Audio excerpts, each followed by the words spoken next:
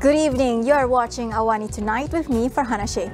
COVID-19 self-test kits now as low as RM4.90. And rising food prices continue to worry us. We delve deeper into this issue. That's coming up.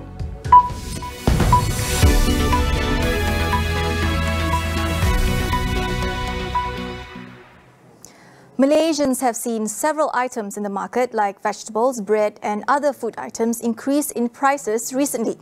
This trend of rising food prices continues to worry retailers and consumers as some price hike went up as high as 200% in the last 2 weeks.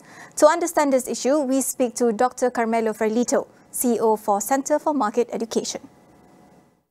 So there is a sort of temporary elements in the inflation of food prices that we are observing, which is due to the various supply chain disruptions that have been created with 2 years of lockdown. Basically, if some supplier scale down or close down for good, it's very difficult and is a lengthy process to go back to the pre-pandemic situation when the demand start to pick up again. So, and then, of course, there are also climate conditions related with the production of vegetables and so on. And this is a temporary component of inflation that can adjust itself in time. But then there is another component, which is the monetary component. In a nutshell, the inflation that is really concerning now is the one generated by an excess of money supply. So there is the risk of permanent inflationary threats when the money supply grows faster than the output. And this is what happened over the past years when expansive fiscal and monetary policies have injected liquidity in the system beyond the size of growth of the GDP. Tackling monetary inflation requires government to spend less over time, said Dr. Carmelo. This is to avoid other problems relating to high inflation, such as unemployment. Not only that prices can further go up, but also that the structure of employment will be affected, and it is indeed affected by money creation. And when inflation will be too high and the money supply will have to be tightened, then we incur in the risk of rising unemployment. Implementing price ceiling is one measure being explored by experts to contain the sharp rise in food prices. Dr. Carmelo, however, said that its implementation will create less incentive to produce and makes the situation worse. Price ceilings are not good because, you know, the fact that prices are rising up is a signal that something is wrong. And that signal needs to be there so that supply and demand tends to readjust. Okay? If we eliminate that signal, we don't solve the issue, we cover it. And for how long can we keep on covering the issue? Therefore, how do we address the issue at hand? Dr. Carmelo said in order to curb further rise in food prices, practical measures need to be implemented, starting with restoring confidence in businesses so they will scale up their supply. We can have practical measures like introducing special trade corridors to allow foreign products to enter the country and rebalance supply. Second, we must reopen to the hiring of foreign workers because there is a shortage of workers in not only in the agriculture industry, but in many crucial sectors in the Malaysian economy. And the most important element is creating confidence. We need supply to scale up again where it was before the pandemic. This is not going to happen if manufacturers, entrepreneurs, suppliers still believe that lockdowns may happen again, so demand may be pushed down again. So more clear signals need to be sent in the direction of creating confidence that the worst is over and we can start normalizing our economy. This, I think, will be really the crucial item be kept into consideration. COVID-19 self-test kits are now available for as low as RM4.90 per unit at 99 Speedmart. Domestic Trade and Consumer Affairs Minister Datuk Seri Alexander Nantalinggi said the cooperation of traders is much appreciated to lighten the burden of the people, especially in the effort to control the number of COVID-19 cases.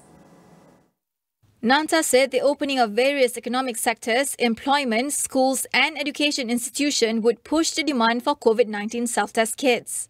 He added that it is vital for the kit to be sold at affordable prices so that the people could carry out self-tests more often. The government has fixed the maximum retail price of the kit at RM19.90 and the wholesale price at RM16 per unit effective September 5th. The Domestic Trade and Consumer Affairs Ministry had allowed 7,302 premises nationwide, such as supermarkets and chain stores, to sell COVID-19 self-test kits approved by the Health Ministry and the Medical Device Authority. Earlier, the COVID-19 self-test kits received conditional MDA approval to be sold at selected clinics and pharmacies. Users of 3G mobile phones or devices have been urged to quickly switch to 4G network. The Malaysian Communications and Multimedia Commission's MCMC said the 3G network service will cease on December 31st. MCMC said that consumers who still own SIM cards which only support 3G network have been told to contact their nearest service provider to upgrade to 4G to avoid any inconvenience. It said that the termination of the 3G network is in line with government efforts to improve the quality of broadband coverage under the National Digital Network Jendela initiative. As at September 30th, 94.03% of inhabited areas have 4G access at a speed of 31.34 megabytes per second. Meanwhile, local telco companies such as Celcom, Digi, Maxis, Telekom Malaysia and U Mobile have so far migrated 1.2 million customers to the 4G network. Undi 18 and automatic voter registration will be implemented before December 31st. De facto Law Minister Datuk Seri Wan Junaidi Tuanku Jaafar said not doing so will put the government and the Prime Minister in contempt of court. Bagi undi 18, kita tidak ada pilihan sebenarnya. Kita tidak ada pilihan. Rang undang-undang ini mesti dilaksanakan sebelum tamatnya persidangan ini. Oleh kerana Hakim telah menetapkan kalau kita tidak laksanakan, maknanya Perdana Menteri Kerajaan Malaysia akan contempt of court. Itu dia. The Kuching High Court had on September 3rd ordered for the lowering of voting age from 21 to 18 and automatic voter registration to be implemented by December 31st. Meanwhile, on anti-party hopping legislation and proposal to limit the Prime Minister's tenure, Wan Junaidi said more detailed study and engagement sessions are needed. He added that a meeting will be held with Pakatan Harapan's leaders next month to obtain their views on the proposed anti-hopping law as well as to state the government's stand on the matter. He was responding to opposition leader Datuk Seri Anwar Ibrahim, who asked the government to state the latest status of the implementation of the Memorandum of Understanding on Transformation and Political Stability between the government and PH.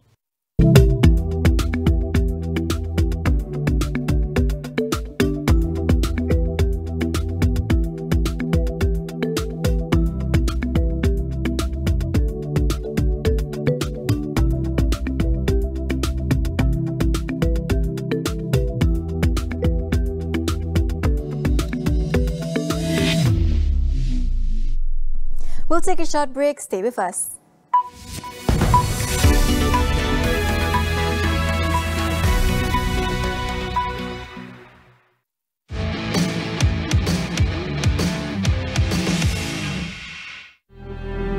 Kes masih tinggi. Amalkan kebersihan yang baik. Basuh tangan dengan Lifebuoy atau sabun. Kuasa melindungi Malaysia kini di tangan anda. Kita jaga kita. Agenda Nasional Malaysia Sihat ANMS bermatlamat menjadikan rakyat Malaysia sihat sejahtera. Kebersihan persekitaran adalah penting ke arah kelestarian alam sekitar. Kita bertanggungjawab ke atas persekitaran bersih dan selesa yang menyokong kesihatan. Kebersihan tanggungjawab semua. Jaga kebersihan persekitaran untuk kesejahteraan kesihatan. Agenda Nasional Malaysia Sihat, sihat sepanjang hayat. Mak, okey ke ni? Lepas Mak minum teh, okeylah nanti. Pergilah, nanti lambat pula. Mak, cuba ambil ni. Tapi ini akan berada di dalam badan lama. Saya betul-betul nak mak sihat. Cuba tengok ni. Panadol Optizorb tidak mengganggu perut dan disingkirkan dari badan anda secara semula jadi. Berkesan pada kesakitan tanpa mengganggu perut. Jaga diri dengan Panadol.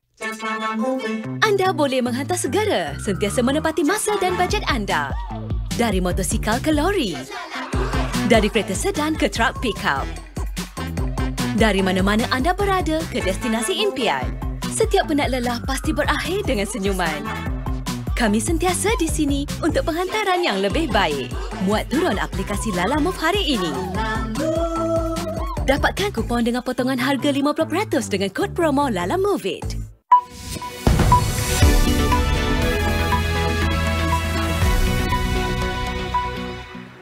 Welcome back. Just less than 24 hours after being named as Sweden's first female Prime Minister, Magdalena Andersson has resigned after her coalition partner, the Green Party, quit their two-party minority government. This after the coalition's budget was rejected by the parliament. The vote was 154 to 143 in favour of the opposition's budget proposal.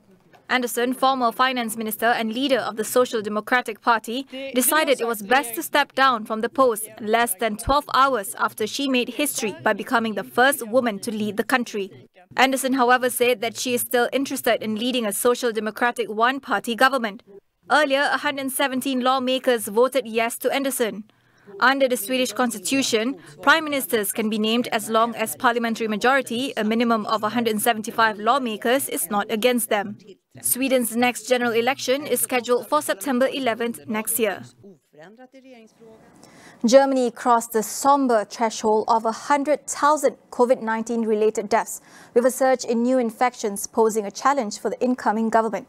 Hospitals in some areas, especially in eastern and southern Germany, are under pressure, and virologists have warned that many more people could die.